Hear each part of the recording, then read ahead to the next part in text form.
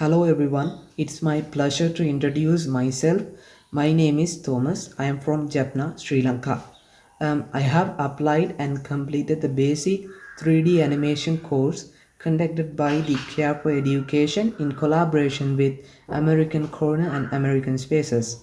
And this is my first 3D basic course I have studied. Before this course, I didn't have any idea about the 3D and how we can create the 3D objects and characters. After this, I have applied to this course through Facebook. In start, I'm so worried about this course because I don't know about 3D and how the classes will conduct.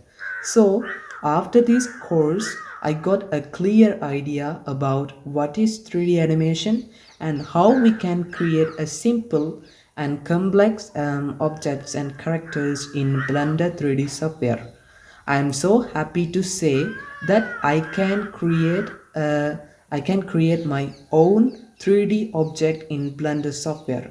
It was very fun and our classes have conducted through the Zoom meeting, and I like to thank our course lecturer who teaches about the 3D animation, and I hope that many courses like this will conduct in the future.